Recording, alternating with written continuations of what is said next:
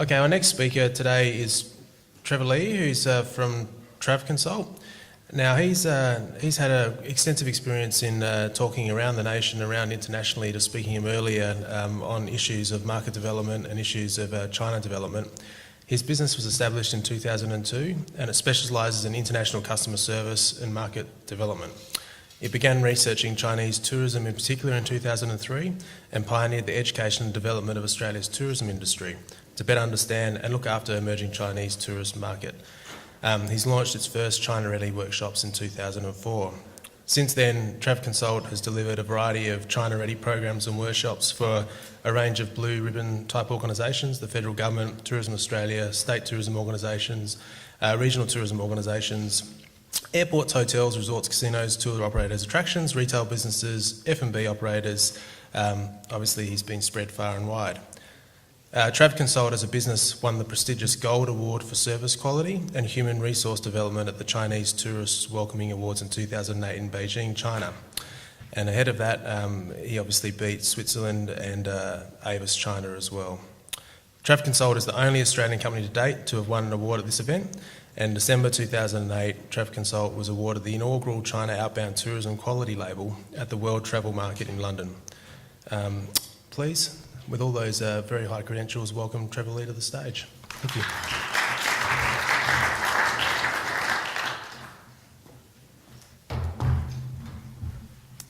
Thank you very much for that. Good afternoon, ladies and gentlemen, and thanks for being here this afternoon. Can I just see a raise of hands, those of you that have been to China? Oh, how awesome. Gee, that's good to see. Thank you.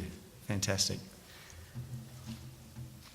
Okay, my presentation this afternoon, it should be around 20-25 minutes. I'll be focusing on some of the important cultural keys to doing business with China and in China. And I guess the first question that I often get asked is, why bother learning or understanding some cultural keys? It really comes down to this now. You know, 10 years ago, 12 years ago, there were only a few countries really thinking about China. Japan was still pretty strong, and so was the rest of Asia. Europe still had an economy. But now the world is focusing on China. Wherever I travel, I'm seeing Chinese business people everywhere. And how you deal with them, how you manage them, how you engage them, how you interact with them is going to be really crucial to your own organisations and the bigger industry that you are part of. We could get straight into the presentation, but I felt because you've had lunch, I felt it quite important that you all learn a little bit of Chinese. As some of you may know, Mandarin is the official language of China. The Chinese government actually recognises 56 different nationalities within China. That's a lot of different types of people. But the government has said, Chinese government has said, Mandarin is the official language. So what I'd like to do is does anyone know how to say it? I know it's up on the screen. Can anyone say that? Ni hao. And that's pretty good. That's pretty good. But what you want to do is when you're with a Chinese person is to make them understand that you're actually saying Chinese and not Australian. So what we're going to do here is just very quickly work on the pronunciation because, you know, in Australia we say g'day. And then if we teach someone to say ni hao, to a Chinese person you're saying the same thing. G'day ni hao. They don't know you're speaking Chinese. It sounds the same to them. Chinese is very tonal. There are 4 tones in Mandarin. We're not going to go into that today, but we'll start with some basics so that when you leave the room, and because we're in a casino environment, I've actually organised a couple of high rollers, Chinese high rollers, who've got a couple of billion between them. They'll be waiting outside the room when you leave to test you on the way out. So let's try the first part that's up there. Just repeat after me. Ni. So you're going to go down and up. Ni. Ni. Now what am I doing with my head? Okay, very good. Now throughout Asia, China's not the only place, but throughout all of Asia, to acknowledge someone, to show that you want to engage someone, that nod is all you have to do. So even when you're speaking, it helps. So just once again, ni. Excellent. I'm feeling a little bit louder than all of you, but I think there's a lot more. Let's try it again. Ni. And the last part, how. So it's not how. It's not Australia. So let's try it again. How. How. So let's put that together. Ni hao. Ni hao. Okay, turn to the person next to you and in your best Chinese now, I want you to smile away. Just turn to them and say, ni hao. Once again. Okay, Now see, I didn't even ask you to smile and you're all smiling. Okay, it's really important when you want to engage. And just to give you a little bit, again, just a story to go with this. I only speak a few phrases, and I'm very lucky because my wife's Chinese, but I only speak a few phrases of Mandarin. And on a flight from Gold Coast to Auckland a couple of weeks ago, the flight was probably a third full of Chinese tourists. Big Chinese tourist group on the plane. And my wife is Chinese, and my name is Trevor Lee. Do I look Chinese? But anyway, when I got checked in, my wife and I get put right in the middle of the Chinese group because her surname's Choi Lee and I'm Lee, so they just put us in with the Chinese group.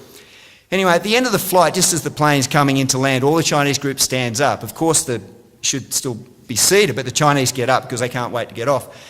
They got up and they started taking the stuff out of lockers, and I simply said to one of them who was looking at me, "Ni hao."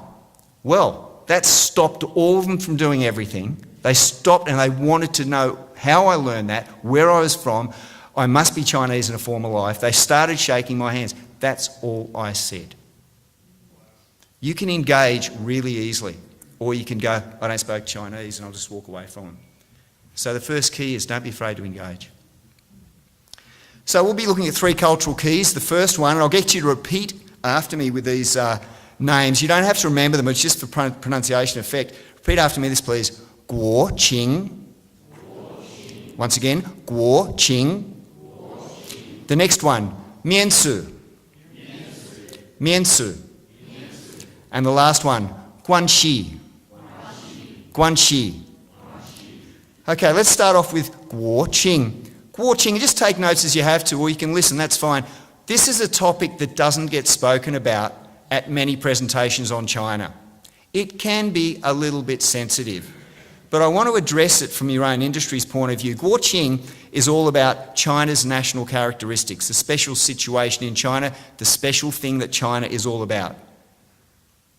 All the people in China, mainland China, that you'll be dealing with have only known one sort of government, and that is a communist government. That's all they've known. That's China's history, and that's fine. But understanding China is unique and its history of the past 100 years has no comparative country. What the people have been through, what the governments have been through in China. It's a very unique place. When it comes to your own business, what does it mean? And please, there's only 2 words you need to write down from what I'm going to put up on the screen is this. Developing and delivering goods, products and services with the value, quality and convenience that will appeal to Chinese consumers. The 2 words you need to write down are this. And guess what? Richard, the speaker before lunch, he said the same 2 words. So developing and delivering the goods, and you're in the vegetable industry, quality produce that appeals to Chinese consumers and obviously appeases the Chinese government at the same time. Now, very important. If you work well with the Chinese government, you will be successful. No doubt about it. So the quality and the appeal are very, very important. As I said, my wife's Chinese. I go to a Chinese restaurant once or twice a week with her family. They will complain immediately when the bok choy is stale. My wife has family in mainland China and Hong Kong. The moment the bok choy is stale, they will announce it, they will complain. Fresh produce, quality produce is important for your businesses, and that's Guo Qing. To give you examples of what some big companies have done right and wrong, KFC entered China quite some time ago. Up until the middle of last year, KFC were opening 1 store in China every single day. Pretty big, isn't it? Do you know the secret to their success up until halfway through last year was that every time they opened a store, they put a local manager from the region as the manager of the store. And instead of just having the standard KFC items on the menu, they had regional local products and specialties woven into the menu. So the people of that region fell in love with the food quite easily because it appealed to them. KFC were very effective. Starbucks, does anyone know why Starbucks, or why it is so big in China now? It has tea on the menu. A list of different Chinese teas. That's how it started doing business. To appeal to China, you have to think about them first. They are your consumer. What do they want? What sort of vegetables do they want? I don't know. I do know, my mother-in-law tells me all the time. Finally, Microsoft, Bill Gates. Bill Gates, on his very first trip to China, went as a backpacker. Now, the Chinese government knew he was coming. He arrived. They said, Bill, what are you doing? What are you going to set up? What are you going to sell us? Bill said, nothing. I want to check out China. I want to see what you've got. I want to study the country. I want to meet people. Off he went. He came back and he debriefed to them. 6 months later, Bill came back with a backpack again, with his father in tow, and his father had a backpack. What did they do? They didn't set up anything. They didn't sell anything. They went and got to know China. Finally, a couple of years later, Bill decided, you know what? I think it's time to do something serious. So he went back to China. He said, I'm going to set up the best educational facility for China's brightest minds to become the best IT experts in the world. How do you think China felt about that? Good? Absolutely. He didn't sell to them. eBay went into China and said, hey, we're eBay. We can sell anything we want. The Chinese government said, no, you can't. So eBay said, bye-bye. Google went in China and said, hey, we're Google, we're global. We can put anything we want on our website. And the Chinese government said, no, you can't. So they didn't. Foster's. Do you all know Foster's? Foster's went into China and thought, okay, we're going into China. We're already a big brand. We've got good beer and everyone likes our beer. But to tell you what, let's put a name in Mandarin, in Chinese language, so everyone understands what we're about. So they got a translation of their name, and their first translation, this is quite funny actually, their first translation was, the disaster has just arrived.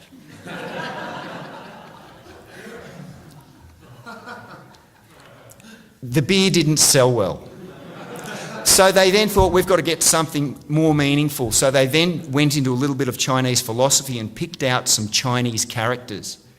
And in those Chinese characters, it actually said Mount Fuji. Where's Mount Fuji? Japan. So now the Chinese thought Foster's is a Japanese brewing company.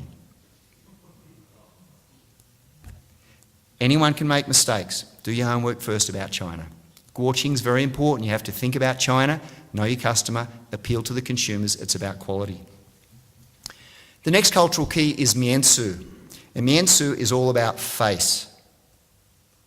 You've heard this term before. We have face in our own Western society, but in China it's just a little bit different. It's about face value, status, self-esteem, dignity in social relations and social situations.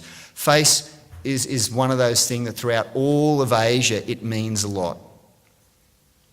And I'll say it now and I'll say it again.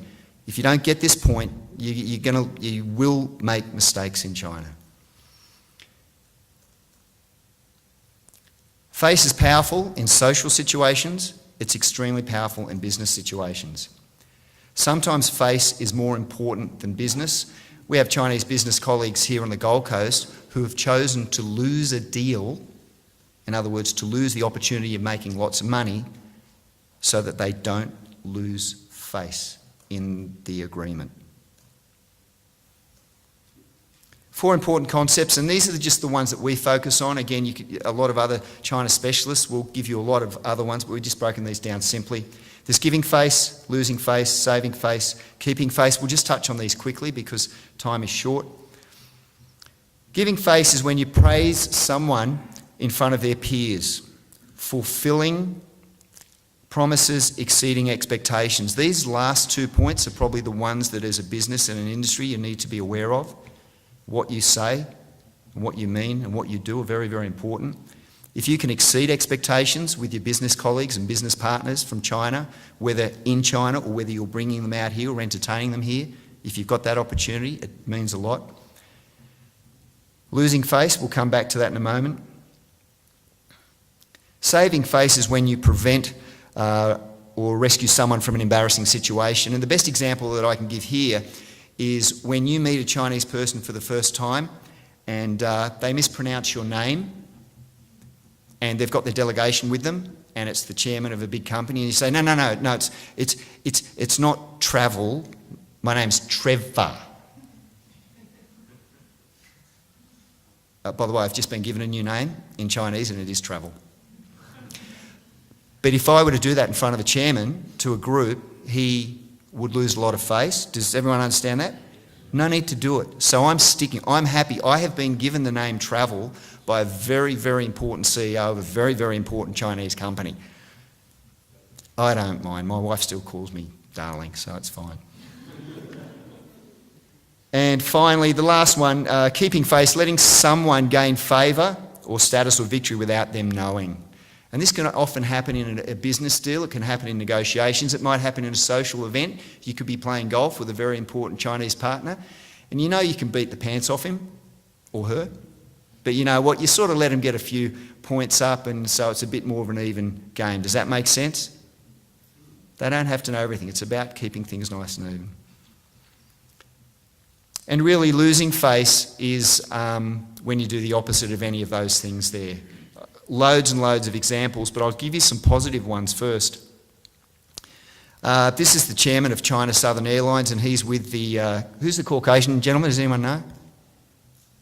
Prime Minister of New Zealand. Thank you. Prime Minister of New Zealand, who's also their tourism minister.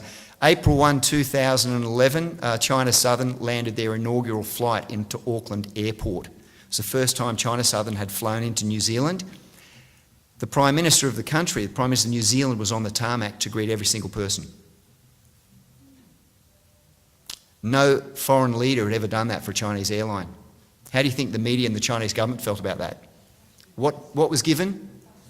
Huge face, yeah?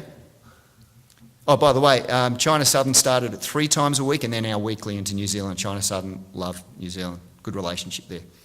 About a month and a half ago, I was in Beijing for a conference called China's Century. It was a 3-day conference, only about 350 delegates, and the opening night's cocktails were kept as a bit of a secret, and we were told we're just going to go off-site for opening cocktails. And if any of you know, this is the Forbidden City, which is closed at night time. Well, we were taken into the Forbidden City, no one else around, no security, no police. We walked in, our delegation only. It's a friend of mine walking along there. We just walked. We were the only people there. We went into that building and drank champagne, watched Chinese acrobats, listened to Chinese musical artists. Only us. We were given face, and it was such a wow. Very, very important.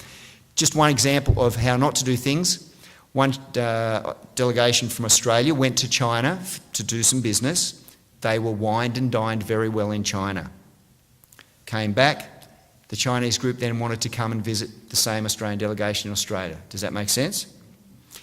When they arrived, the welcome function was sandwiches and soft drink. Stand up with paper plates and paper napkins. Does everyone understand? Good. So face is very, very important.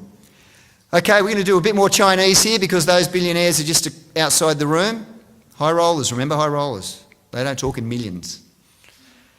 Okay, now what we're going to do now is, again, just so that you can at least say, my name is. And this is the easiest way to say my name is Trevor. Okay, just your first name. So just repeat after me the first part. War. War. Jiao. War Jiao. War Jiao. Now I'm going to say my name, and any other Trevors in the room? Good. Okay, War Jiao Trevor. I didn't hear anyone's name. You can't go up to someone and say, hi, War Jiao. It's like saying my name is, there's nothing else. Let's try it again. War Jiao Trevor. You're not very happy about your names. Let's try that again. War Jiao Trevor. Okay, what was the first expression you learned? Ni hao. So you're going to say hello. Let's try this. Repeat after me. Ni hao. Wo jiao, Trevor. So we're going to put that together now. Ni hao, wo jiao, Trevor. Turn to the person next to you, and without smiling, I don't want you to smile at all because you won't be able to. Please introduce yourselves to each other. Go.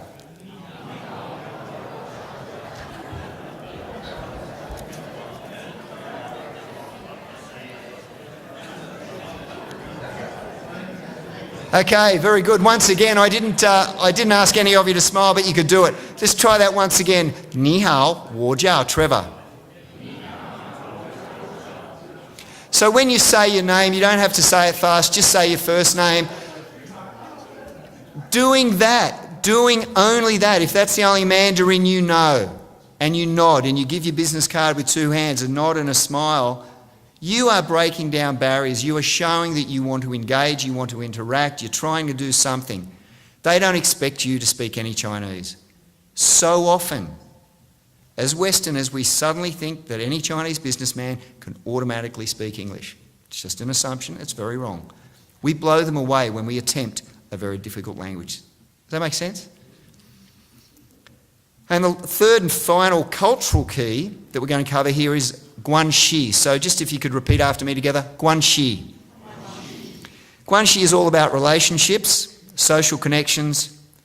Very importantly, it's about the quality of your network of relationships. I'll say it again, the quality of your network of relationships. What I mean by that is if the quality isn't that good, if the people that you know really don't have a lot of influence or status, they're not going to be helpful in a business situation.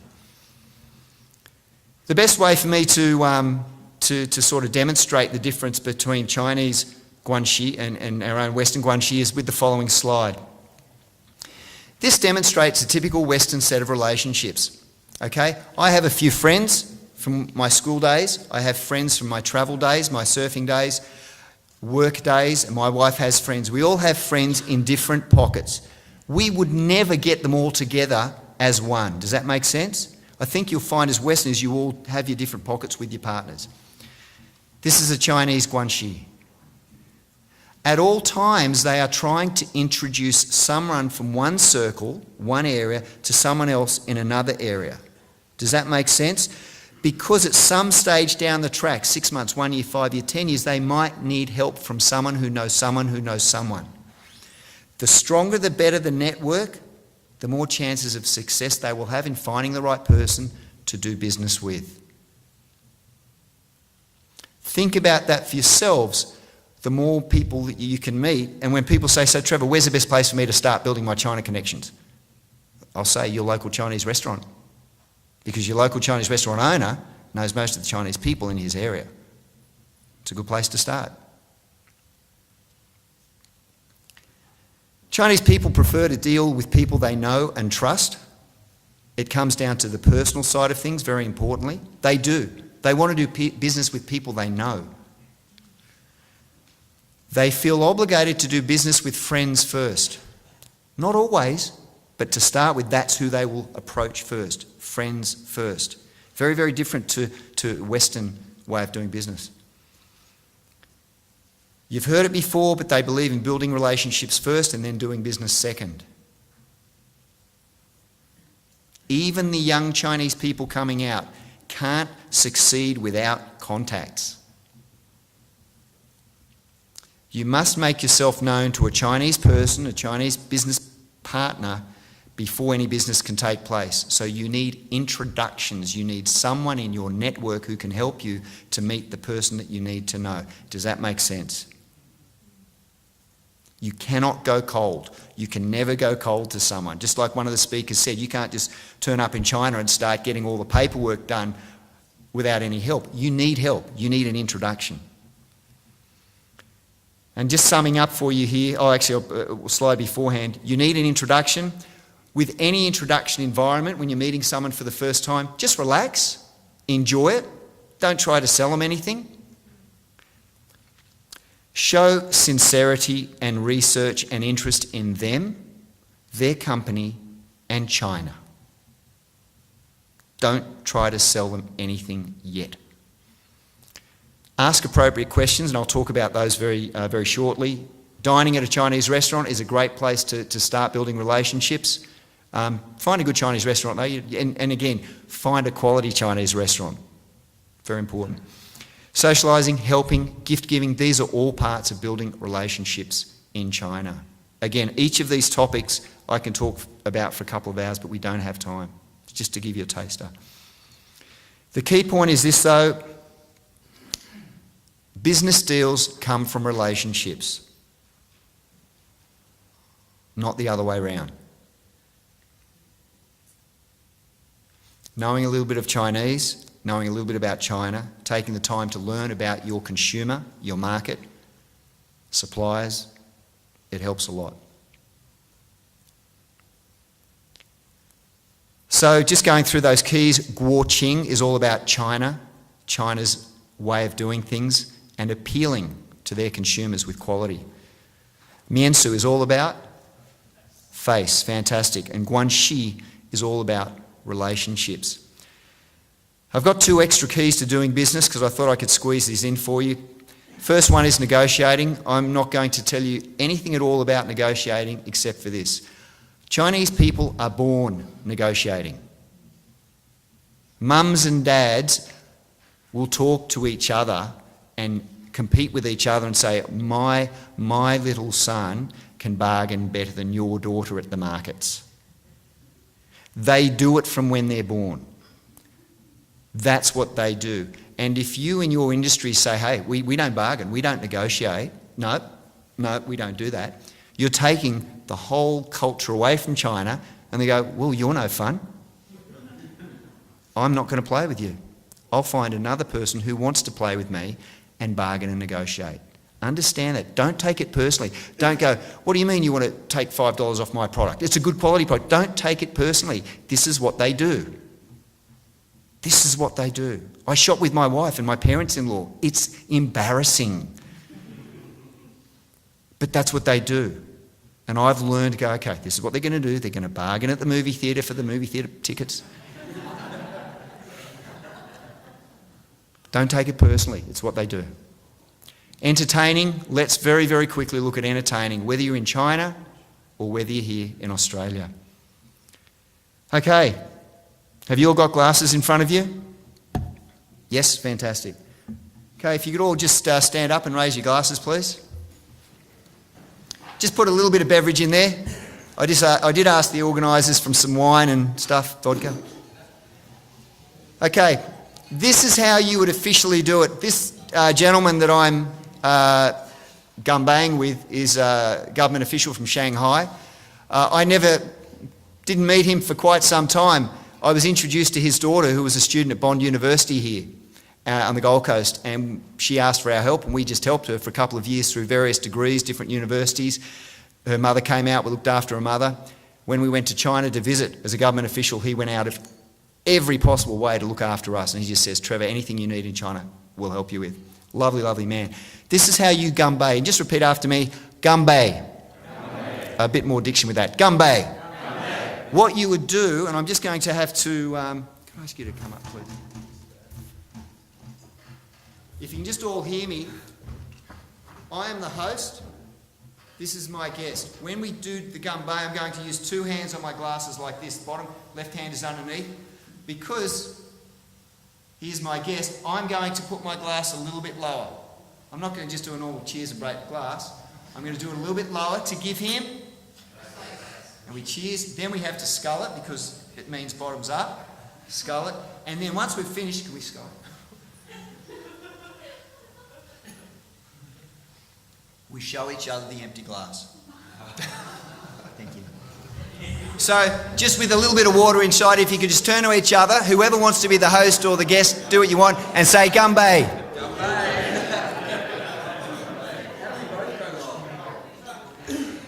Okay, and take a seat. Now, what happens is, if you're hosting an event, you'll make the welcome speech.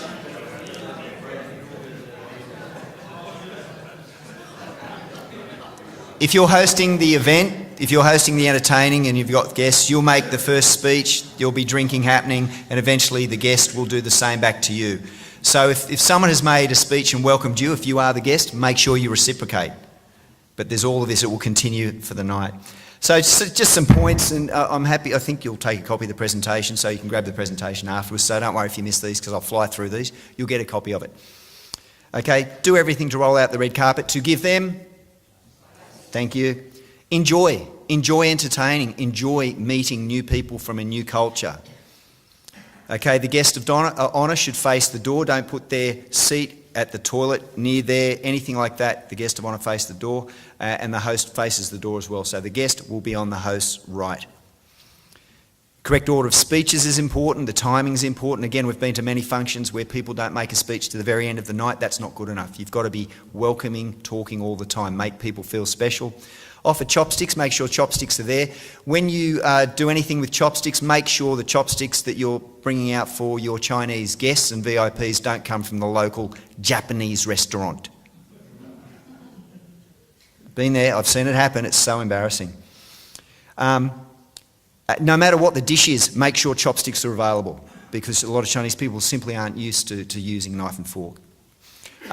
If there is tea on the table, hot Chinese tea, make sure that's being topped up all the time. Beverages should always be topped up.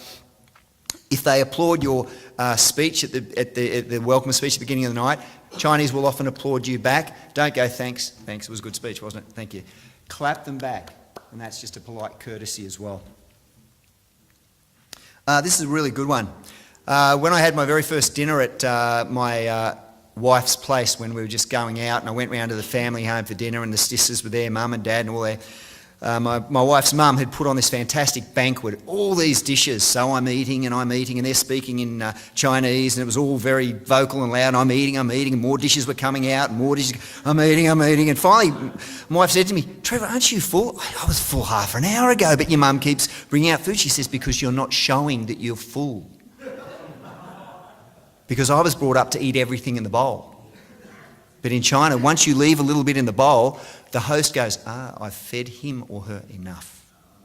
Okay, does that make sense? We all learn. Very important, show interest in China. Don't brag about the Gold Coast or wherever you are from in Australia. Ask about interesting questions. Learn to be inquisitive. Do some homework. Think about Chinese New Year. It's a great topic. Food, Li Na. Who's Li Na? Thank you, well done. China's coming out with some great athletes, and they haven't even warmed up yet. Don't do these things. Don't do what I did. Don't play with your chopsticks. Just keep them there for eating, and don't wave them around, point, tap, drum roll. Don't do that. Don't order 7 main dishes if you're at a Chinese restaurant. Usually 7 main dishes are for when you go to a wake, a Chinese wake. So again, it's just not a thing that you would do. Don't discuss business or the meetings unless your Chinese colleague brings them up. If your Chinese colleague brings up business in an entertaining environment, that is a very good sign. Okay, here are things, and I'm very open with you. This is what you don't discuss. Don't talk about politics. Don't talk about wars, student revolts, human rights, revolutions, Japan, Taiwan. There are many other topics to talk about. Sports is good. Beijing Olympics, fantastic. Shanghai Expo, fantastic. Lots of good things. Do your homework before you go to China or you meet with your Chinese colleagues. You can make mistakes that are just horrendous. No rude jokes at any time with anyone. And that's just covering up basically negotiating and entertaining. And you've already learned, I was introduced already, so you've learned a little bit about what we do. We actually focus on several different markets. China's our main one at the moment. We do a lot of work with the Chinese market. We also cover India, Japan, Korea. Southeast Asia, really now we're getting a lot of interest with Indonesia. Indonesia is another emerging market. I know this isn't about Indonesia, but it's just another market that's out there, and keep your eyes on that as well. So on that note, I'd just like to wish you all the best. I've already listened to some of the speakers this morning. They were excellent, and I learned a lot already. Good luck with the market. Don't be afraid to learn, and just be a sponge, because there's a lot of people there and they're really hungry. Go check out China. Thank you.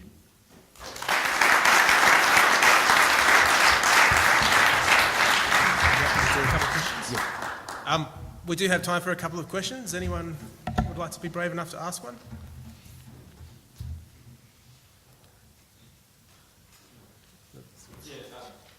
Trevor and Rob Henderson, thanks for your talks here. Just in light of what you said, we've got Chinese people around, be they customers or whatever. Is there value in involving government people, from even if it's local government, but if you're going to have dinner that night or something, invite a local politician? Does that bring face? Absolutely, that's a really good question. Obviously, if you're doing some entertaining with a potential Chinese business colleague or partner, and you think, well, I wouldn't mind seeing if I can get the Chinese consulate or someone from a Chinese airline to come and join the dinner, that would be great. But you need the connection and the introduction to that person to begin with, if that makes sense. Absolutely, it would bring a lot of face and a lot of value to your worth. So that's why you need to be building your network yesterday for your Chinese customers today. Absolutely, good question. We're fortunate we've got a sister city in China, and we've also got one in Japan as well, but Our regional council is doing a lot of work with our sister city in China.